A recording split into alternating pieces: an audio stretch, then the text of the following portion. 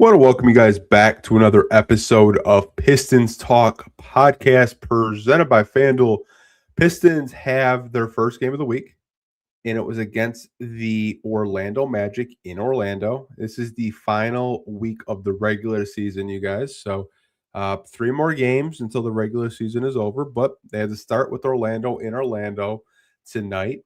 We're going to be going over our quarter notes. Also, see some people in the live chat talk about Cade. We're going to be playing a video from Shams Karania talking about Cade Cunningham and his availability, updates surrounding him. And then we'll kind of just go over the box score, team stats, and answer any questions that you guys do have as does pertain to this game with the Orlando Magic versus the Detroit Pistons tonight, or just overall, thoughts and comments when we do our Q&A section of the pod. If you guys want to leave them in the live chat right now, we'll get to them towards the end of the podcast. But let's get into today's episode. So to start this first quarter with the Detroit Pistons and the Orlando Magic, the Pistons started Danis Jenkins, Kevin Huerter, Asar Thompson, Paul Reed, and Jalen Duren. So first time we've actually seen Paul Reed, Duren together, double big lineup. And I can understand why JB actually did this because Paolo Banchero and Wendell Carter are a fairly big front court. Kevin Huerter got his second start as a Detroit Piston, actually third start, excuse me, because he did start in OKC. But he looks really good in the starting lineup every time you do put him in the starting lineup. But those were the starters. Obviously, they were resting Tobias Harris.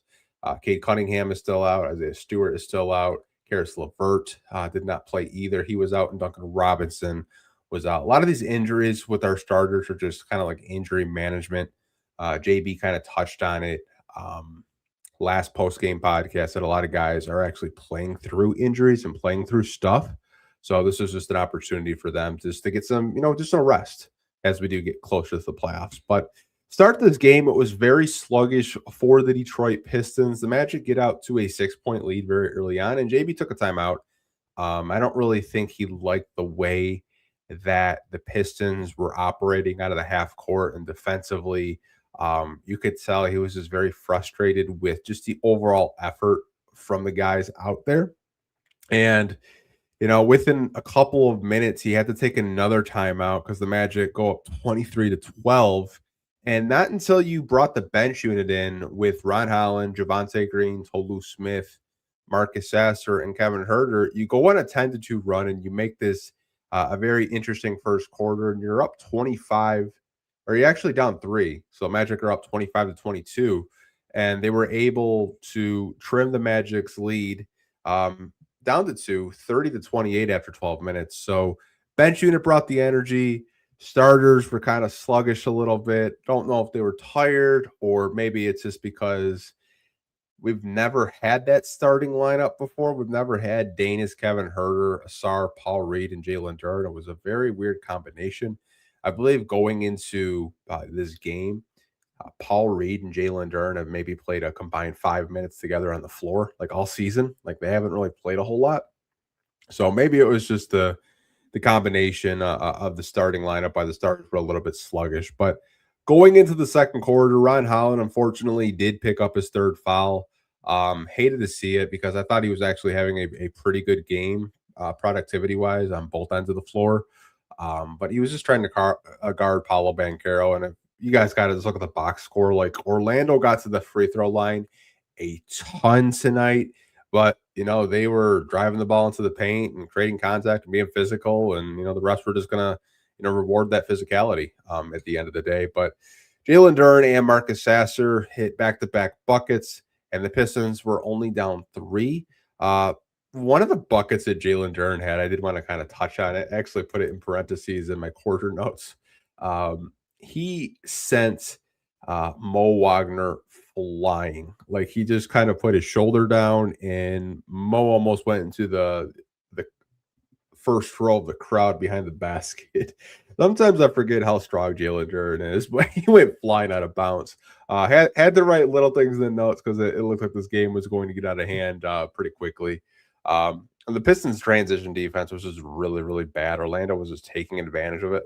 It seems like every time we would score a basket, Orlando was already 3/4 up the court and looking to press and score, but Detroit did have to take a timeout after Orlando did go up back 11, and then Paulo Banchero was just getting to the line, hitting shots. He had 20 at halftime, and just too many turnovers. Like, we had 19 points off turnovers in 24 minutes of play, and the Magic almost dropped 70 on the Pistons. 69-55 was the score at halftime. Now, coming out of halftime, and we've talked about third quarters with this team, usually it's a quarter where they come out as the aggressors. They try to get back into this game, but this was probably the first third quarter in quite some time where the energy just wasn't there. They still came out flat at halftime. Turnovers were still a very big problem. I just have to credit Orlando. They're just a very pesky team in the half court. The way they guard you, like Jalen Suggs, Anthony Black, Wendell Carter can be handsy. Paulo was getting his hands on loose balls as well, but they're just a very lengthy team that do cause a lot of problems. But it was just a really bad quarter by the Pistons. Orlando was up 98-76. Now, thinking that, I was like, you know what? I think the Pistons are just, they're going to lay down. They're not really, too focused. They got the number one seed. Deeper bench guys like Chaz Lanier and Tolu Smith were actually getting like real extended minutes. I wasn't really sure what to expect going into the fourth quarter. And Pistons open up. They go on a little run, and Orlando takes a timeout after it's 98-82. And then they go on a 14-0 run, and they're only down 12. Mind you, Orlando was up as much as 26 points at one point in the second half. And then the Pistons just keep scrapping, keep scoring, get it down to 4. And I'm like, oh, okay. Like, are these guys going to actually just rally and come back? And then Jalen Suggs just took the game over for them, took them home, and they went back up 119-105 after Tristan da Silva just hit a very clutch three-pointer, and it wasn't really contested whatsoever. But the Magic were able to survive and not collapse in the fourth quarter against the Pistons. 123-107. That marks the 22nd loss for the Detroit Pistons this season. Overall, like, I think a lot of us, when we're talking about the last week of the season, they already clinched first place. Like, we're not really looking for too much more. Maybe you're looking for more extended minutes with deeper guys like a Chaz Lanier, who's spent most of his time in the G League, and he was a second round pick this year. A two-way guy in Tolu Smith, who doesn't get a whole lot of burn with the Pistons unless they're really injured or they have foul trouble in the front court. Overall, I really love the effort in the fourth quarter. I did kind of feel they came out really flat and they weren't extremely focused to start this game, but I feel like once they did kind of turn that switch on and got focused, Orlando just had so much momentum. It was just really hard for the Pistons to kind of get over the hump. But overall, I thought it was a good fourth quarter by the Pistons to actually make this a game. I mean, they could have easily just laid down. They don't really have anything else to play for personally. Like, you have home court, you have number one seed locked up. But I also think you want to end this week on a high note. You don't want to end on a 4-game losing streak. You want to win as many games as you possibly can, because I think momentum is a very big thing in the NBA and in basketball. If you end this week, winning, let's just say they win, their next 3 games, like you win with that confidence up, you win with that momentum at an all-time high. I don't know if they're going to win, 3 straight games. Obviously, they got Milwaukee, they got Charlotte, and then the end of their season in Indiana. Milwaukee should be a good game. That'll be a home game for the Pistons, final home game of the season. But overall, like the effort by the Detroit Pistons. Do you want to get into the box score? And then we're going to play a video from Shams Karani talking about Cade Cunningham. And then we'll just probably wrap this podcast up. So, looking into the box score with the Detroit Pistons, as we look at the starters, Paul Reed, 19 minutes, had 9 points. He was 4 out of 7 from the field, 1 for 2 from 3, 6 rebounds, 2 assists, 1 turnover, 1 block. He was a -24. Jalen Duren in 32 minutes had 18 points, 7 out of 9 from the field, 4 out of 7 from the free throw line, 8 rebounds, 4 assists, 4 turnovers, 1 steal, minus 18. Now, I do want to say something because I saw someone kind of talk about it earlier. Like, why is Jalen Durham playing? He's trying to hit that 65 game, which he's already played 65 games, but he's trying to hit the minute criteria, which he hasn't hit. That's why he played over 20 plus minutes tonight.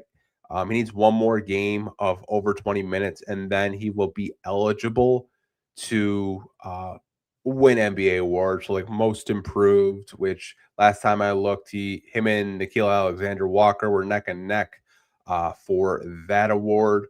On FanDuel last week, he was the odds-on favorite. I haven't checked it recently. Don't know if he's still the odds-on favorite, but I did kind of want to answer that because I've seen some people kind of talk about that. But Kevin Huerter in 32 minutes in a start had a pretty productive game. He finished with 17 points, and he shot 50% from the field, where he shot 7 out of 14, and he shot 3 out of 7 from 3. He also had 3 rebounds. 5 assists, 4 turnovers, 4 steals. He was a minus 13 in the plus minus. Asar Thompson in 31 minutes had 8 points. He was 4 out of 5 from the field. He had 3 rebounds, 6 assists, 1 turnover, 3 block shots. He was a minus 18 in the plus minus. Danish Jenkins in 34 minutes finished with 18 points. He was 6 out of 11 from the field, 1 for 3 from 3, 5 for 5 from the free throw line. Finished with 2 rebounds, 7 assists, 5 turnovers, 1 steal. He also finished with the minus 18. So those are the starters. Both Danish Jenkins and Jalen Durham both had 18 points apiece.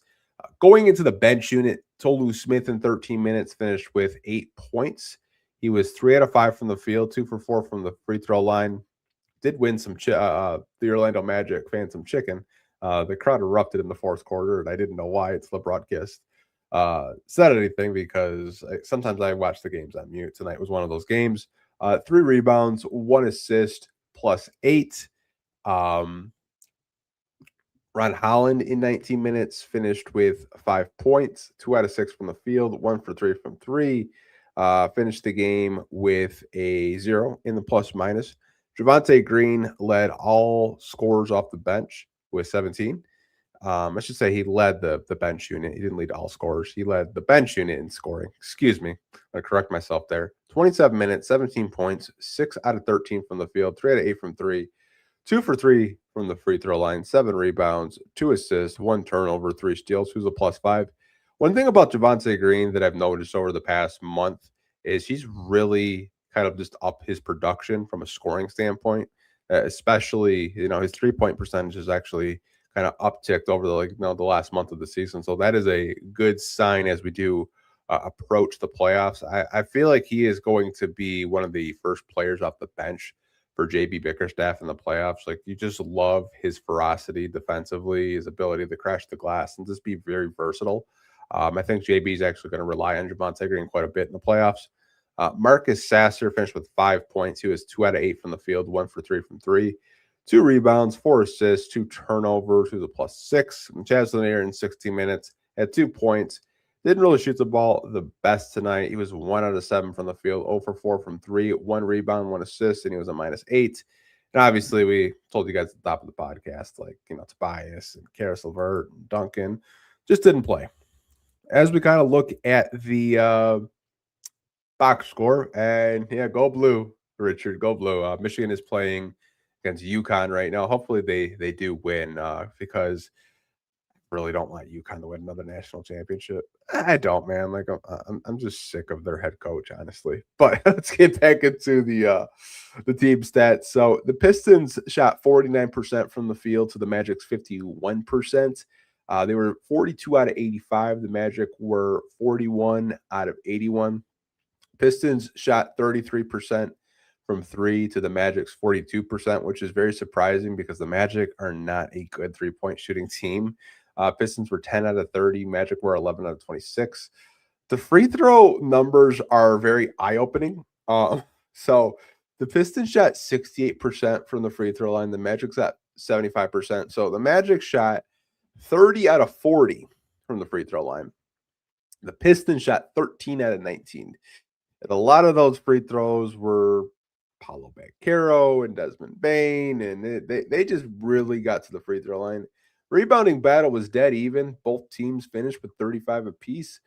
The assist, the Pistons were sharing the ball. It was 32-28.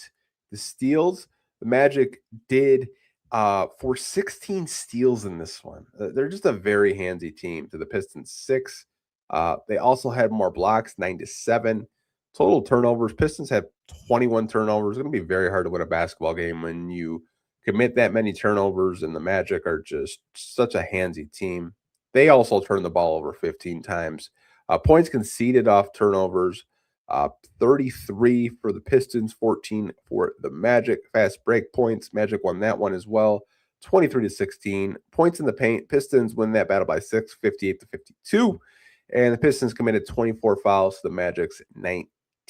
But to kind of look at the turnovers for the Pistons, the steals, and the amount of free throws that the Magic got. But you have to credit the Magic for getting to the free throw line as much as they possibly did. But I do want to open up the show to comments and questions. I do see Piston Fan 11. He had dropped some post-game comments that we're going to get into. Also see Richard in here, dropping some post-game comments. So Piston Fan 11 said ESPN had a full story about Cade Cunningham upgraded to doubtful tonight, but he was not on the bench. Can you explain the takeaway from the story? And do you want Cade to play a bit last games or wait for the playoffs? So Shams Charania, which we're going to play the video in a minute, had reported today that Cade Cunningham is progressing. He's getting closer to returning, but he wasn't on the bench. He did get upgraded from out to doubtful, which is a very good sign, because when you go from out to doubtful, then doubtful turns into questionable, and then questionable can turn into probable. So the fact that Cade went from out to doubtful, really good sign. Stu was from out to doubtful as well, but we'll focus on Cade. My main takeaway from the story is I think the Pistons want Cade to at least get a game. Now, whether it's against Charlotte or Indiana, we'll have to wait and see. And the reason why I say Charlotte and Indiana, not Milwaukee, it's because Cade is set to get reevaluated this week on the 9th. They play the Bucks on the 8th on Wednesday, so he'll probably won't be suited up for that home game. But I think they're just wrapping up his conditioning.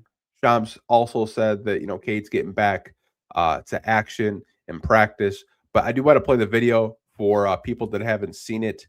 And we're just going to play it right quick for you. Play tonight, but I'm told he got an on-court workout in today. He's going to get one over the next couple days as well. They're going to evaluate him every single day. Cade Cunningham is getting close on a return to action.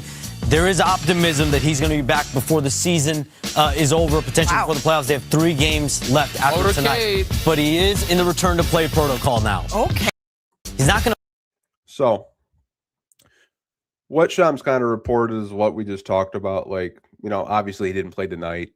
I doubt he plays against the Bucks because, the week that the Pistons medical staff just put out, they put out a PR update that he's going to be out for another week.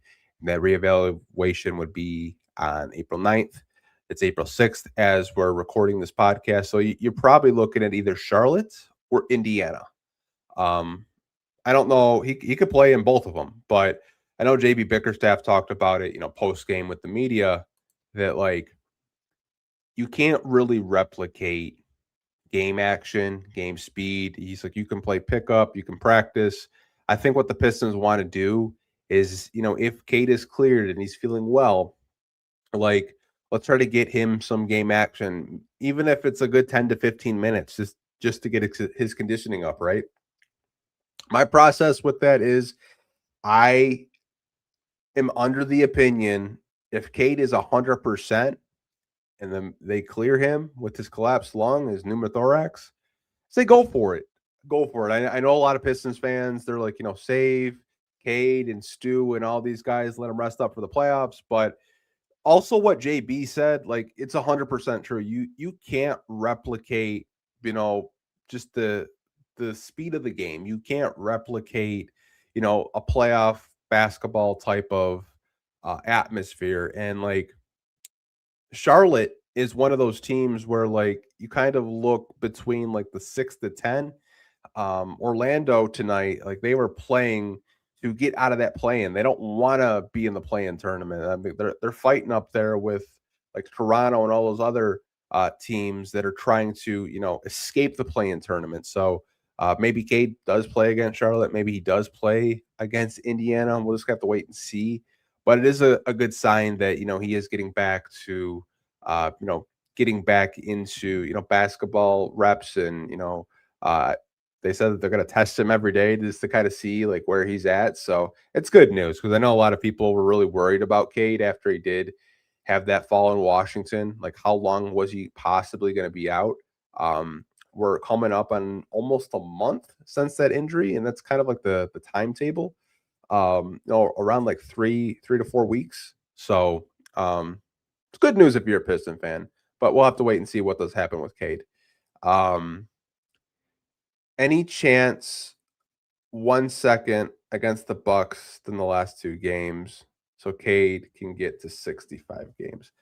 No, I don't think so. I don't think so. Because the way that the 65 game rule works, Piston Fan 11, is you have to play not only 65 games, but you have to play 20 minutes as well. At least 20 minutes per game. I know a lot of people said like, have Cade come back and then have him sub out immediately. Like that wouldn't work because of the 65 game rule. Because if that was the case, they would have Luka out there with his messed up hamstring so he could hit that 65 game mark. That's why he's going over in Europe to get second opinions and possibly procedures for his hamstring because it's 64 games and he wants to get to that 65 game. Like even Luka's agent did the same thing as Cade's agent. Like they think it's unfair that these guys are going to miss out on potential earnings and awards because of the 65 game rule. Like I saw that Victor Wembanyama